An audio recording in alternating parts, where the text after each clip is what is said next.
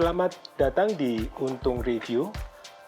Hari ini kita kedapatan lensa second ya. Ini adalah lensa 135 mm f/28 atau t4,5. Ini adalah lensa STF. Saya akan unboxing juga ini, lihatkan sekilas untuk lensanya. Ini ada hoodnya ya. Hoodnya adalah SH0014 dan ada juga dia punya pouch ya atau tas, dan ini adalah dia punya lensa. Kita akan lihat untuk lensanya. Ini adalah lensanya 135 mm STF.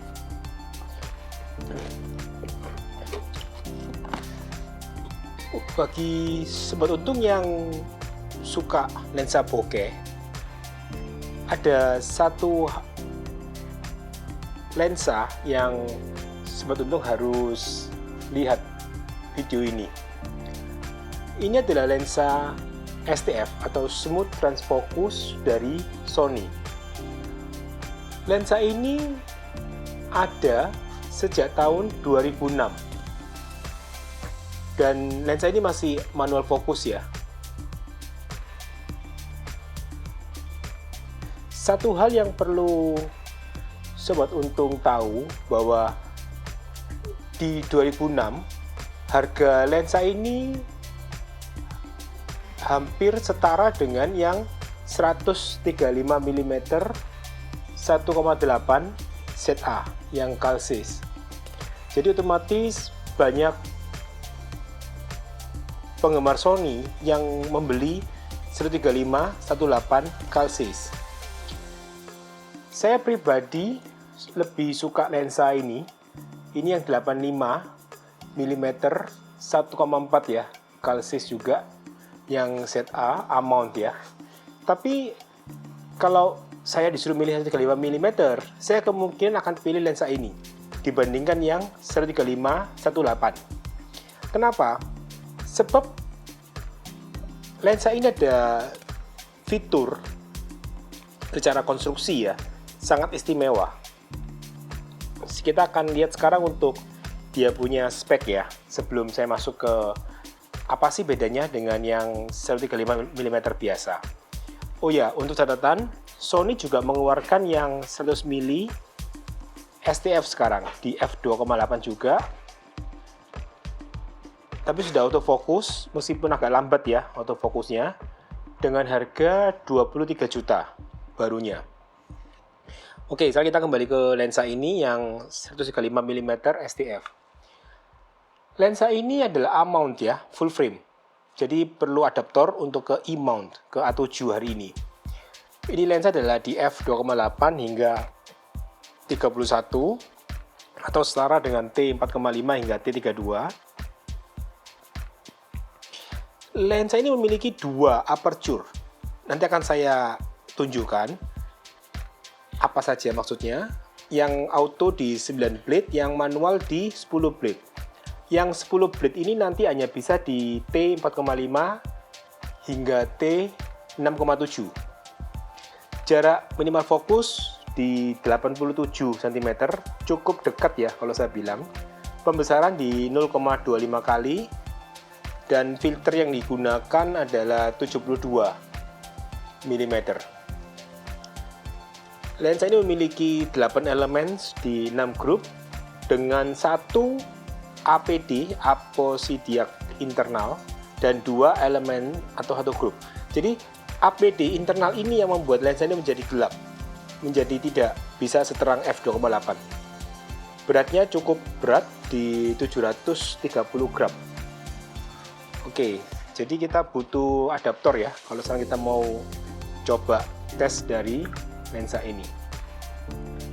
Kita pasang dulu untuk yang punya adaptor. Jadi ini adalah adaptor layar 4 ya. Kita pasangkan. Dan kita menggunakan bodi A7R ya untuk tes lensa ini. Dan sudah kita buka dia punya tutup. Oke, yang saya mau lihatkan pertama adalah dua blade-nya ini ya. Oke, semoga kita bisa lihat. Jadi untuk yang di belakang itu adalah aperture pertama, dan ini adalah aperture yang keduanya. Bisa dilihat ya. Jadi untuk diafragmanya bisa dilihat ya. Yang belakang itu adalah yang 9 blade, yang depan itu adalah yang 10 blade yang manual. Bedanya yang manual itu hanya bisa di f 4,5, 5,6 dan 6,7. Jadi ini yang 10 blade ya, yang STF. Kita akan lihat kenapa lensa ini termasuk istimewa dibandingkan yang bukan STF. Baik itu yang 85 mm atau yang 135 mm. Baik yang A mount ataupun yang E mount yang baru, yang seri GM.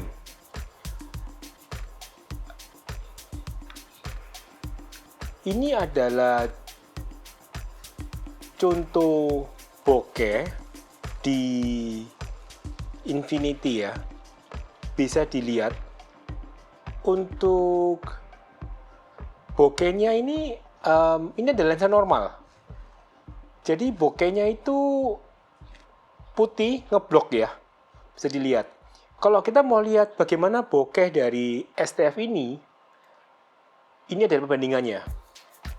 Jadi sama-sama di f2,8, tapi bokeh dari STF ini bisa autofocus yang sangat ada gradasi ya. Jadi tidak hanya ngeblok warna putih seperti di lensa-lensa lainnya.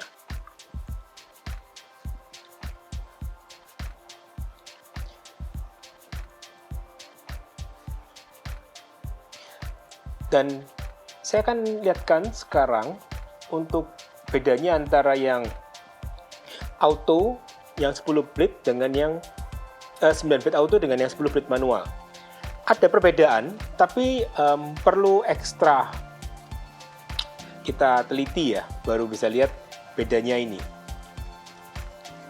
Jadi untuk 10 blade dia punya hasil bokeh itu lebih bagus, lebih tajam, lebih ada perbedaan ya yang signifikan antara tengah dan pinggirnya dibandingkan yang 9 blade auto. Seperti ini ya, bisa dilihat ya perbedaannya.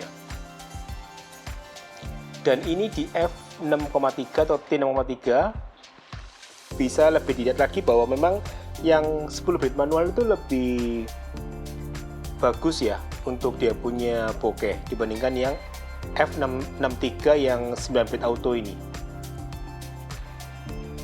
Ini pembesarannya.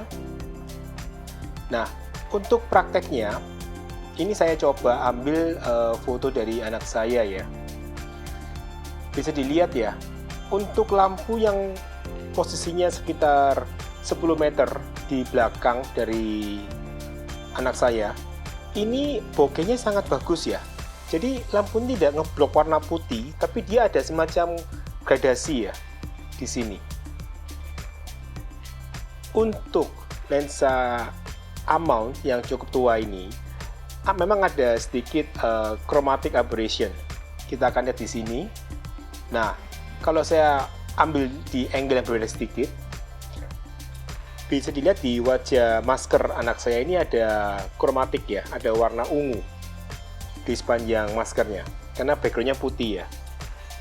Tapi untuk dimensi dari lampunya, bokehnya bisa dilihat ya, sangat bagus ya dibandingkan lensa lain. StanStar ada di f16 dan f22. Ini adalah contoh fotonya. Cukup bagus untuk StanStar-nya.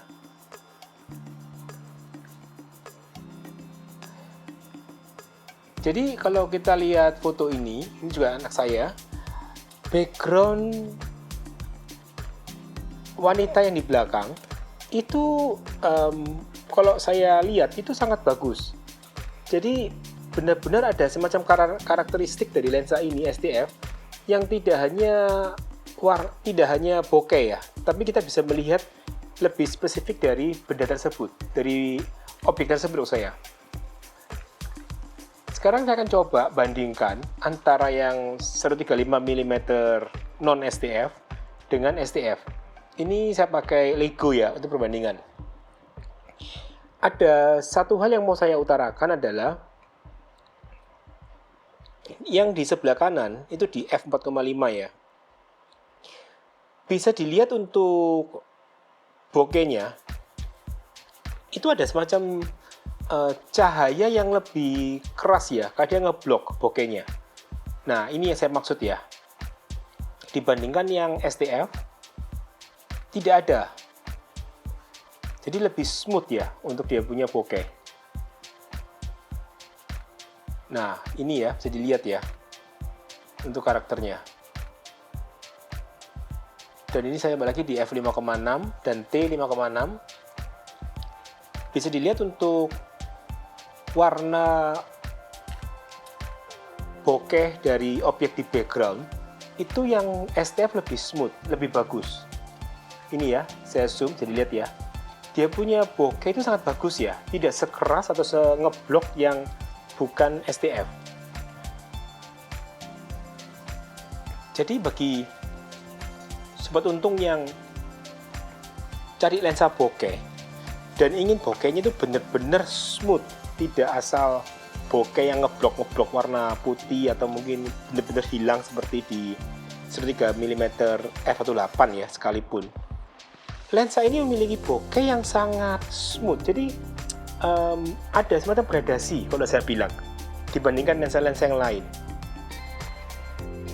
Ini lensa ataupun yang baru yang 100 mm STF, harap diingat bahwa ini ada lensa yang slow ya. Jadi karena ada apositiak lens di dalam lensa ini yang untuk memperbaiki autofocus area dari kita punya gambar, otomatis autofokusnya sangat lambat yang baru 100 mm STF. Jadi dipakai manual mungkin lebih bagus ya. Jadi kalau sudah kita tahu kondisi autofocus lambat di 100 mm STF yang baru, sebenarnya 135 ini adalah alternatif yang lebih bagus sih, lebih menarik kalau saya bilang daripada kita beli yang 100 mm STF yang baru. Ini lensa cukup langka, saya jarang melihat orang jual lensa ini ya. Dan dalam hal ini sebenarnya bisa lihat kita punya Tokopedia. Ini lensa akan segera ada di kita punya lapak. Kondisinya seperti ini ya, seperti baru,